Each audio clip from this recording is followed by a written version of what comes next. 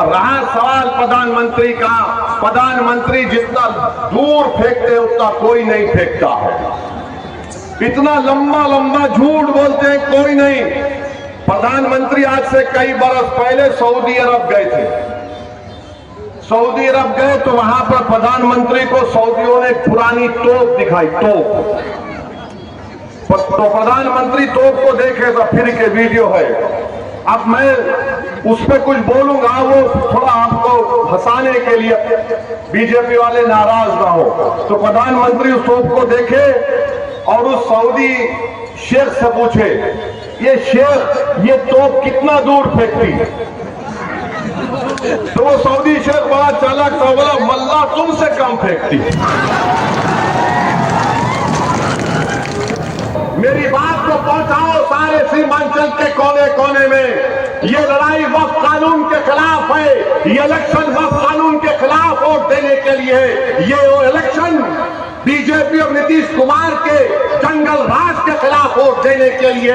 ये लड़ाई सीमांचल के इंसाफ के लिए मजलिस का साथ देने के लिए है। ये लड़ाई सीमांचल के बेटे को मुख्यमंत्री बनाने की लड़ाई है, याद रखो।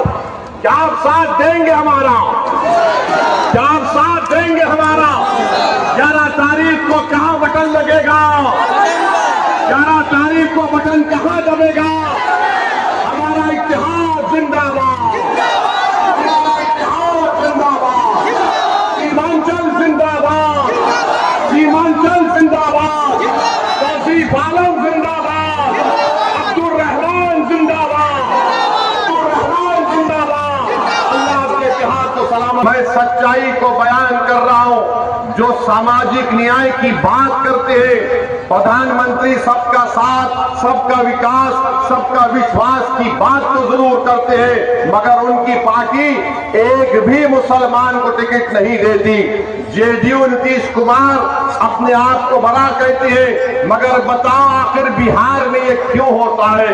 दूसरी तरफ राजद है, कांग्रेस है। मैं इन तमाम से पूछना चाह रहा हूं, आप सुबह शाम 24 घंटे ओवैसी को गाली दो, मगर मेरे सवाल का जवाब दो कि 17% आबादी का 1960 से लेकर 2020 तक सिर्फ 8% विधायक क्यों बना? इसका जिम्मेदार ओवैसी है या फिर तुम तमाम लोग? हमको जवाब दो।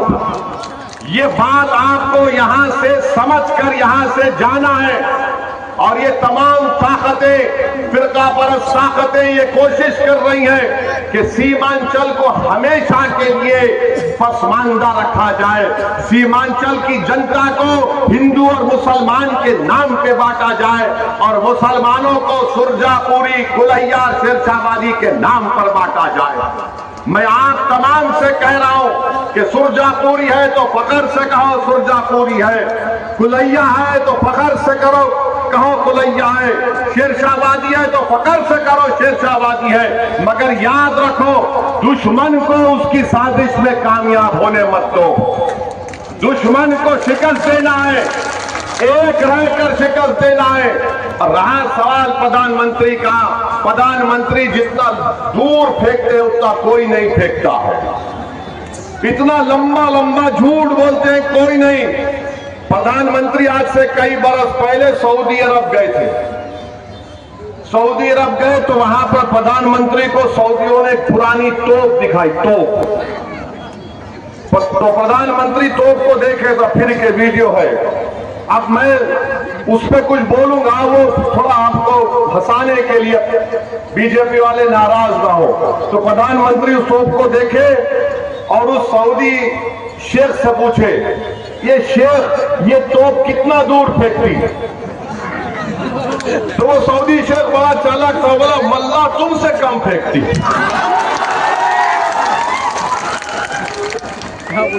अरे 15 लाख अकाउंट में आ जाएंगे, 1 करोड़ नौकरी मिलेगी, पूरा ब्लॉक का पैसा आ जाएगा, सब हो जाएगा। कुछ नहीं हुआ।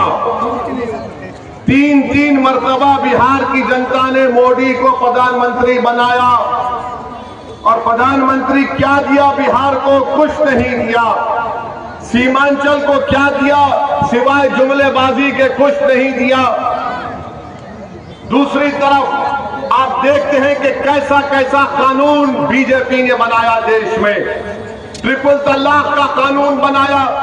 मैं पार्लियामेंट में 3-3 मरतबा खड़े होकर अपनी तकरीर में कहा कि यह कानून मुस्लिम महिलाओं के खिलाफ है, उनसे इंसाफ नहीं करेगा, ये झूठ है, तुम इंसाफ नहीं करना चाहते हो, तुम सिर्फ इस्तेसाल करना चाहते हो। 3-3 मरतबा कानून बना दिए। आज मुस्लिम महिला खुद परेशान है। CAA का कानून बनाया, मजहब की बुनियाद पर बनाया। मैंने पार्लियामेंट में खड़े होकर मोदी की आंख में आंख डालकर कहा यह काला कानून है। जिस तरह महात्मा गांधी ने गोरे फार्म अफ्रीका में कानून को फाड़ा था, मैं इस कानून को फाड़ता हूं और दुनिया ने देखा वो कानून गलत है।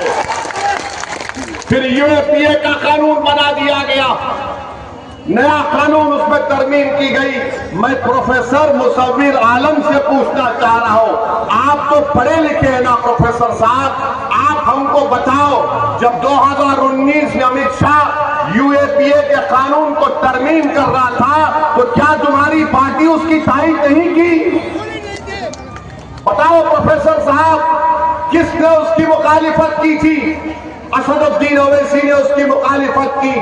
पूरे पार्लियामेंट में 2 लोग उस कानून के खिलाफ वोट डाले, उठाकर देख लो आप, उसमें मैं और इम्तियाज जलील शामिल थे। और आप जिस पार्टी से ताल्लुक है, राजद से पूछो, राजद ने भी सपोर्ट किया था। यानी अमित शाह कानून ला रहे और मुसव्विर साहब की पार्टी और राजद उसको सपोर्ट करती है। मजलिस ने मुखालिफत की। फिर कानून लाया गया वक्फ का।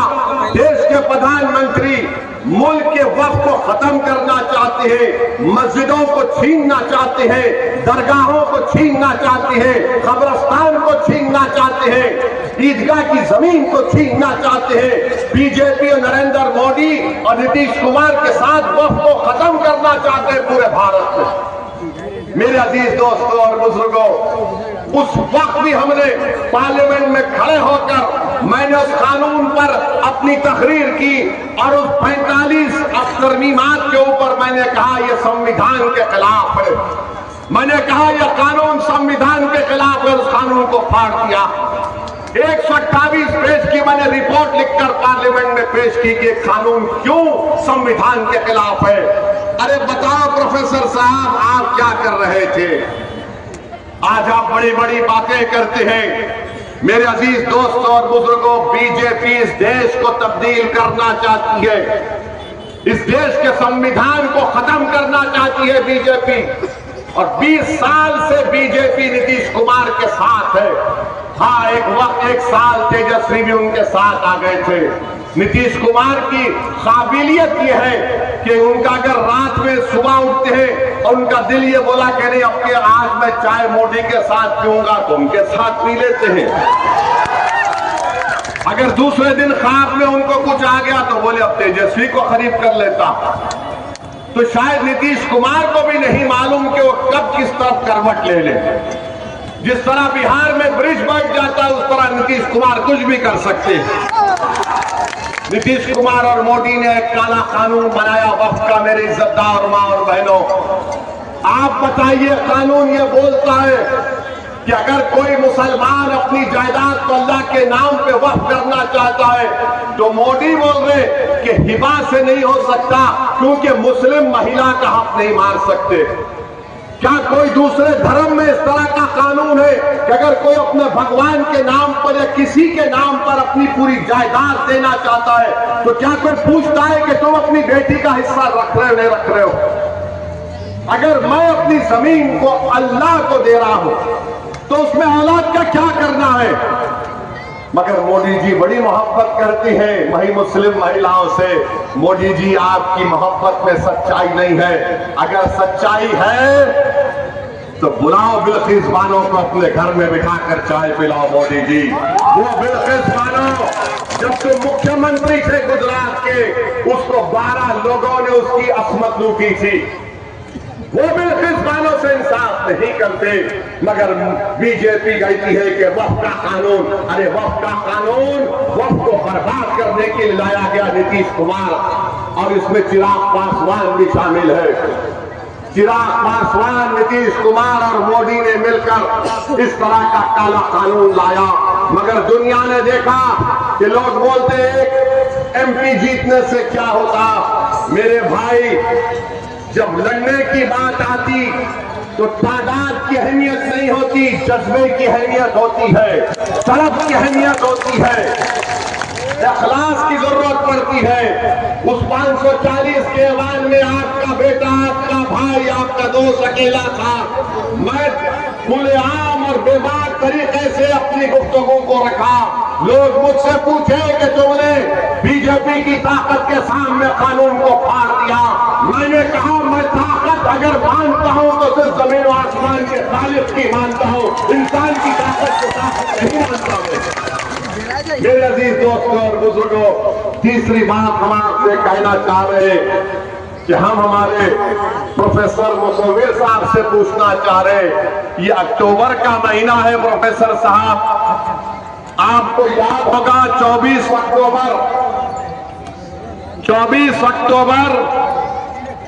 1999 89 को 98 को क्या हुआ? 24 अक्टूबर को आज से 34 साल पहले, बल्कि 35 साल पहले भागलपुर में फसाद हुआ था।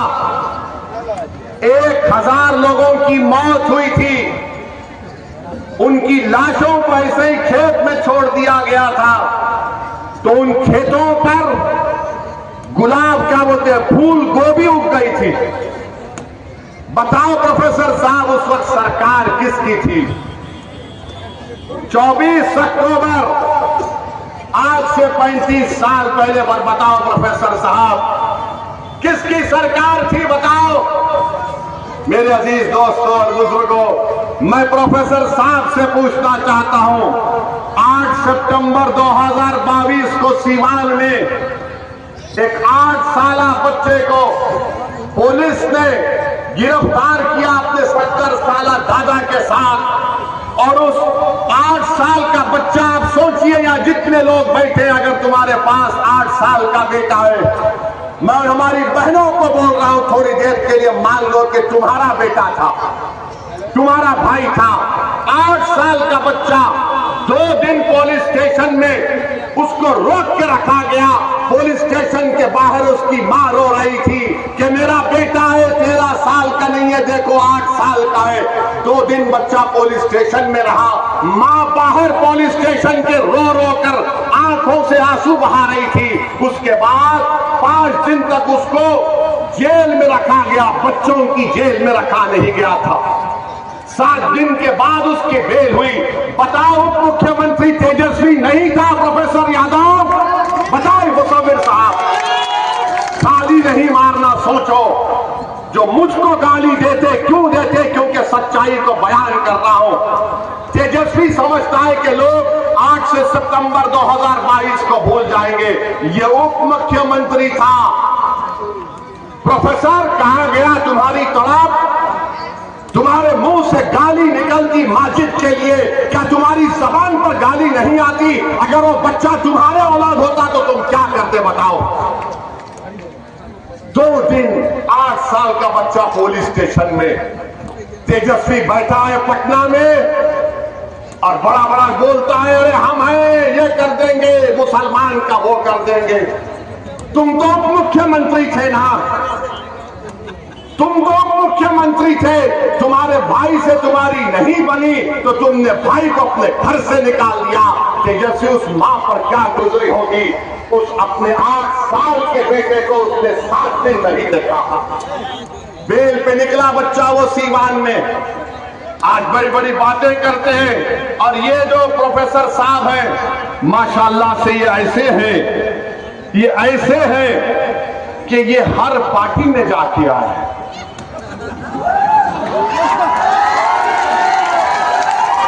हम सुनते थे कहावत में कि घाट घाट का पानी पिया है।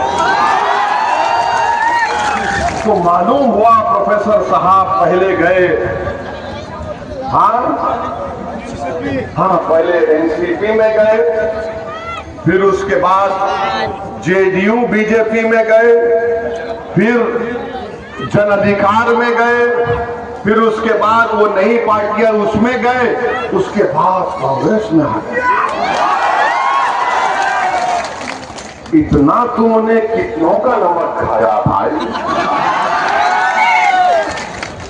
एक एक दो तीन चार पांच, पांच तो 5 वक्त की नमाज में सजदा करते, ये तो हर जगह जाके। क्या बात है प्रोफेसर साहब, 5 जगह आप गए और फिर आप हमको आईना दिखा रहे।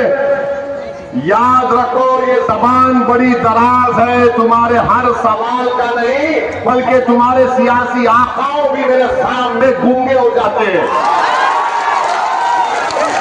ये आप बताइए।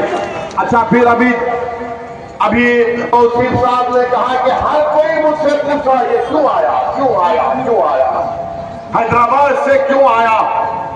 मेरे भाई याद रखो, भारत एक आजाद मुल्क है। बिहार और हैदराबाद हमेशा भारत का हिस्सा था और रहेगा।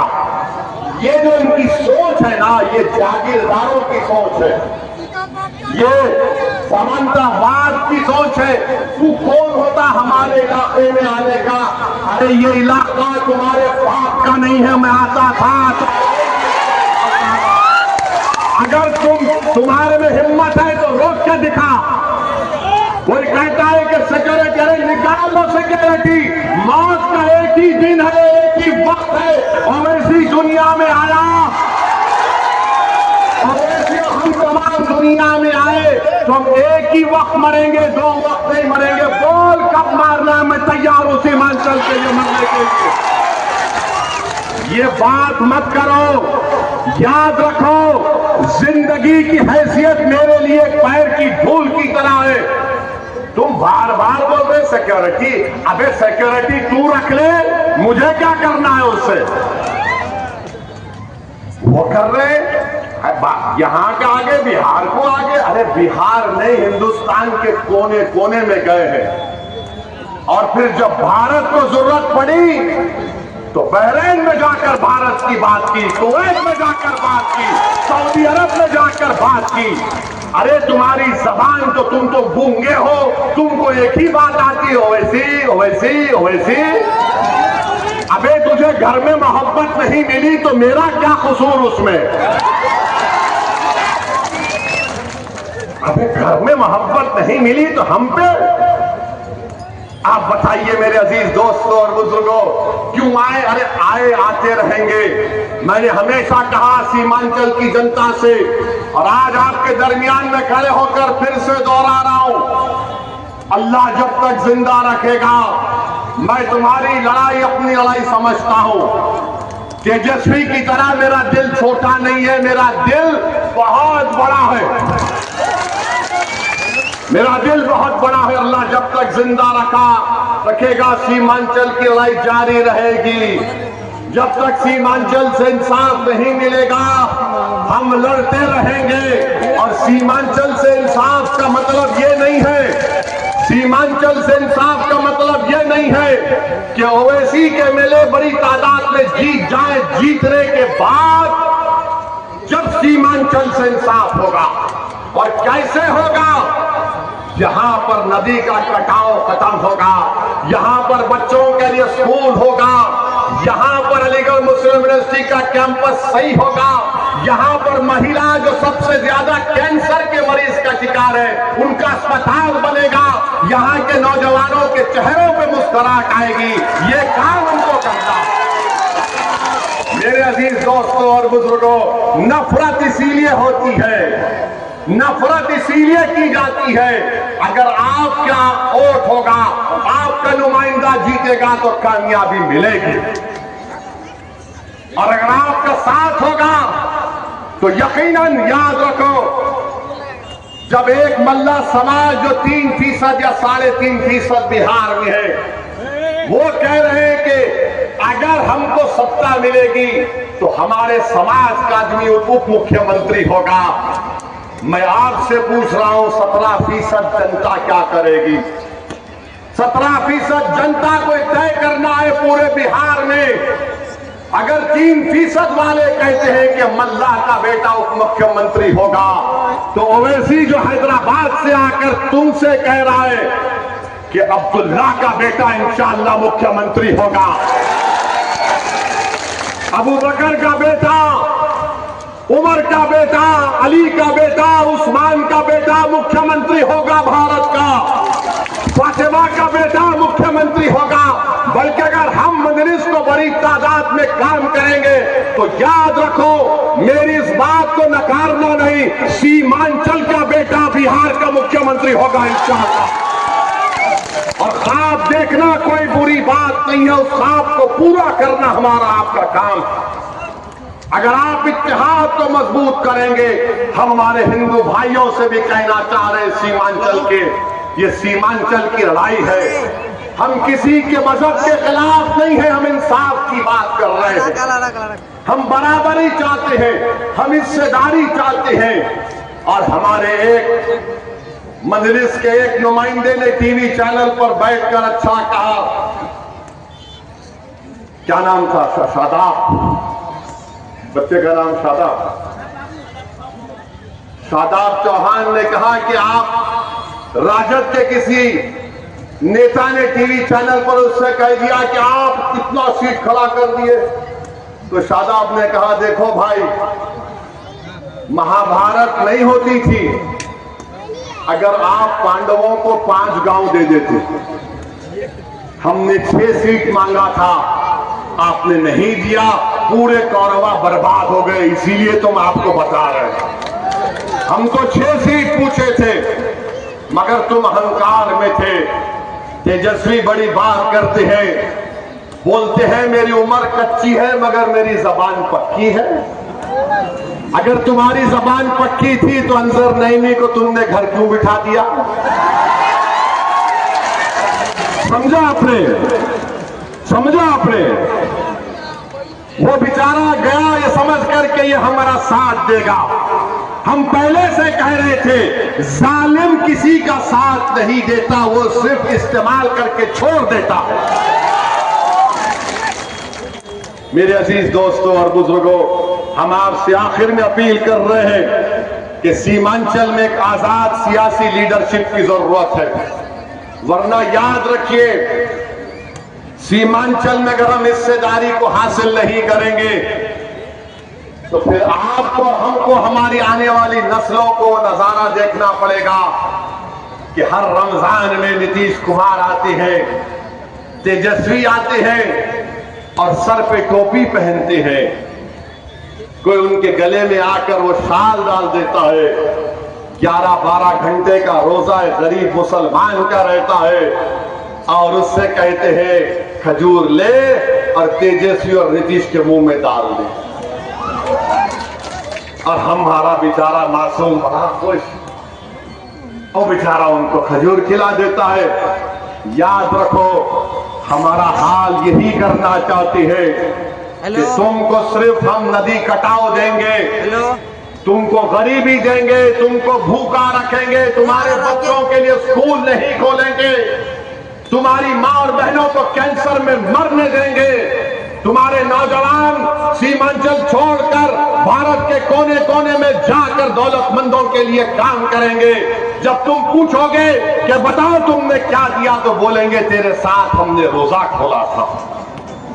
बताओ, ये हंसने की बात नहीं है। तुम जब यहां से उठोगे तो इसी के इस बात को समझो। रखे, बहुत बहुत शुक्रिया। अस्सलाम वालेकुम।